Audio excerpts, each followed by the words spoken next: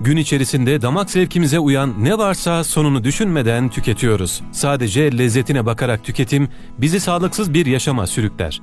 Bu yüzden hem yaşantımıza hem de tükettiklerimize çok dikkat etmemiz gerekiyor.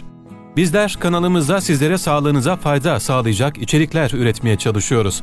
Bu videomuzda yine karaciğer sorunuyla bizi baş başa bırakan ve kansere götüren zararlı tüketimlerden bahsedeceğiz. Hazırsanız başlayalım. Kalbi ve karaciğeri bitiren, kalsiyum deposu sandığımız ama aslında vitaminlerin ölmesine neden olan o besin. Hazır kahveler ve içerisindeki süt tozları sağlığımızı büyük oranda riske atar. Dışarıda tatlı bir kahve içerken, sert bir kahveyi yumuşatmak isterken, aromatik bir lezzet ararken elimizin sık sık gittiği süt tozu kanserin en büyük nedeni olarak ortaya çıkabilir. Kalsiyum deposu olarak bildiğimiz sütün işlenip toz haline getirilmesi ve içerisine çeşitli kimyasalların katılması sağlığımızı tehdit eden önemli bir unsur. İşte o süt tozunun sağlığımız üzerindeki olumsuz etkileri.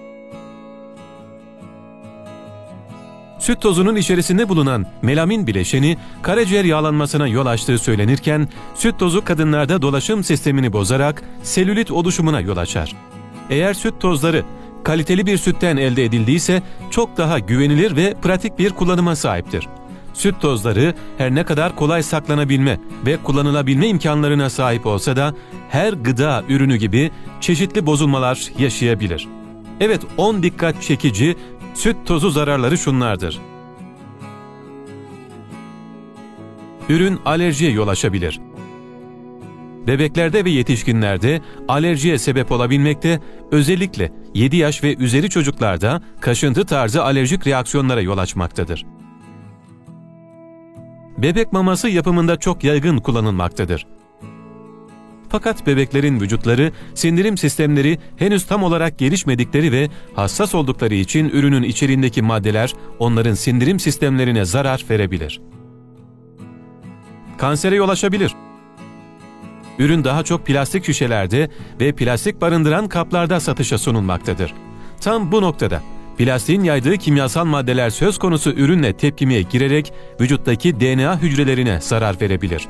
Özellikle uzun süreli kullanımlarda kanser hücrelerinin oluşum riskini artırır. Şeker hastalığına sebep olabilir. Çünkü satışa sunulan ürünler genel olarak şeker ilave edilerek satılmaktadır. Üstelik şeker seviyesi o kadar yüksek oluyor ki sadece çocuklarda değil, yetişkinlerde dahi kullanımı kan şekeri seviyesinin yükselmesine yol açıyor. Sürekli ve uzun süre kullanımında da şeker hastalığı oluşumuna sebep olur. Özellikle çocuklarda uzun süre kullanımı lösemi kanseri hücreleri oluşumunu tetikler. Diğer adıyla kan kanseri olan rahatsızlık ortaya çıkabilir. Ürünün içerisinde doymamış yağ, protein, şeker ve kalsiyum gibi maddeler bulunmaktadır. Bunlar iştahsızlığa neden olduğu için sağlıksız bir beslenme alışkanlığının oluşmasına yol açabilir.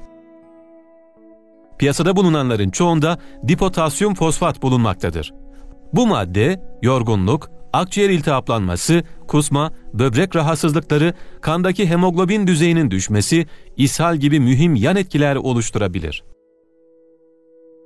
Ürünlerde monoant digleris maddesi kullanılır. Bu yapay krema tadı ve beyaz görünüm kazandırır.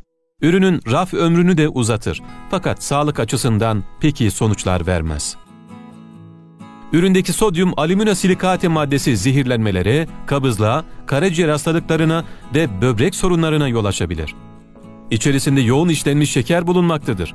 İşlenmiş şekerin vücuda girmesiyle bağımlılık oranı artar. Ani tepki verme, şeker hastalığı, astım, baş dönmesi, kalp hastalıkları, sindirim sistemi problemleri, eklem iltihapları ve hipertansiyonu tetikleyebilir. Vitamin ve mineralden yoksun olan bu şeker, metabolizma bozulmalarını beraberinde getirebilir. Evet, biraz detaylandıralım. Yüksek kolesterol ve kalp hastalığına yol açar. Süt tozu, sütün yağının yoğunlaştırılmasıyla elde edilmektedir ve doymuş yağ içeriği oldukça yüksek bir düzeyde belirlenir. Aşırı miktarda tüketildiğinde yüksek kolesterol seviyelerine ve kalp hastalığı riskine katkıda bulunan bu besin kaynağı, leziz fakat öldürücü, masum görünen zehirler arasında öne geçmektedir. laktoz intoleransına neden olur. Bazı insanlar süt tozu gibi yoğunlaştırılmış süt ürünlerini sindiremedikleri için laktoz intoleransı semptomları yaşayabilir. Bu semptomlar arasında karın ağrısı, şişkinlik, gaz ve ishal bulunmaktadır. Özellikle sütü sindirmekte güçlük çeken kişilerin kesinlikle bu tip süt tozu içeren besinleri tüketmemesi önemli. Alerjik reaksiyonlar ve nefes darlığına yol açabilir. Süt alerjisi olanlar, süt tozu tüketimi sonucunda alerjik reaksiyon yaşayabilir. Bu reaksiyonlar cilt döküntüleri, kaşıntı, solunum zorluğu ve anafilaksi gibi şiddetli durumları içermektedir. Alerjisi olmayanlarda dahi aşırı tüketime bağlı olarak bu tip alerjiler gelişebilir ve ciddi semptomlarla karşı karşıya kalabilirsiniz. Bakteri kontaminasyonu. Süt tozu nemli ortamlarda bakteri üremesine ve kontaminasyona açık bir besin olarak görülmektedir. Uygun olmayan saklama koşulları veya hijyenik olmayan üretim süreçleri bakteri kontaminasyonu riskini artırır ve gıda zehirlenmesine yol açabilir. Son derece ciddi olan ve sağlığı tehdit eden bu tip zehirlenmeler hayati tehlikeye kadar götürebilir. Yetersiz besin değeri, kalsiyum deposu sanıyorduk. Süt tozu sıvı sütten daha az besleyici bir besin olarak değerlendirilir. Bazı önemli besin maddeleri ve vitaminler sütün yoğunlaştırılması sırasında kaybolur. Bunların başında ise kemik sağlığımız için kritik öneme sahip kalsiyum yer almaktadır.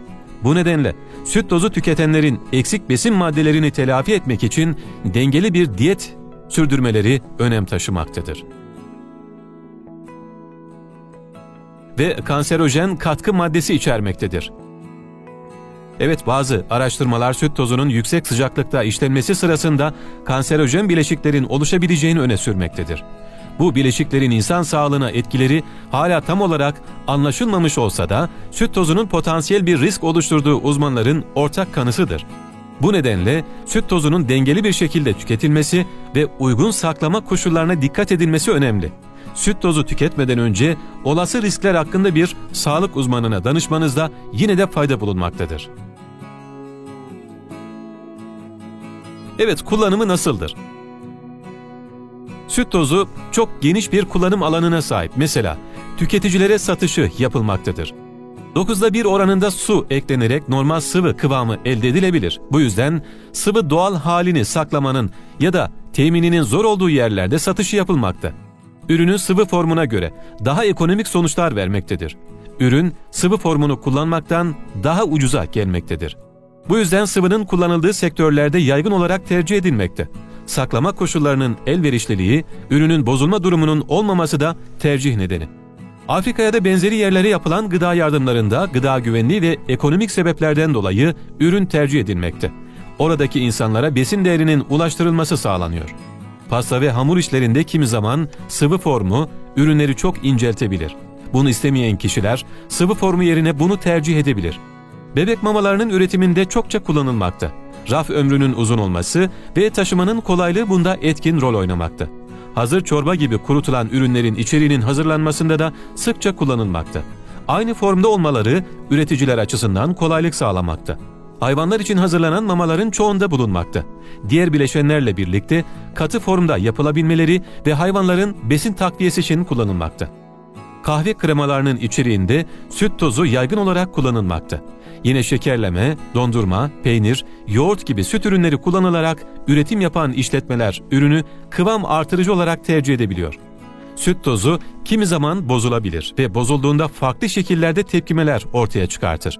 Bunlardan birincisi görünüşlerinde meydana gelen değişikliklerdir. İkincisi akış niteliğindeki değişiklik. Üçüncüsü erime özelliğindeki değişiklik. Yine renk değişimleri, lezzet ve koku değişimleri de ortaya çıkan bozulmalar arasında yer almaktadır. Videomuzu burada noktalıyoruz. Lütfen videomuzu beğenerek paylaşmayı ve yorum yaparak kanalımıza abone olmayı unutmayınız. Hepinize sağlıklı ve mutlu bir yaşam diliyoruz. Hoşça kalın.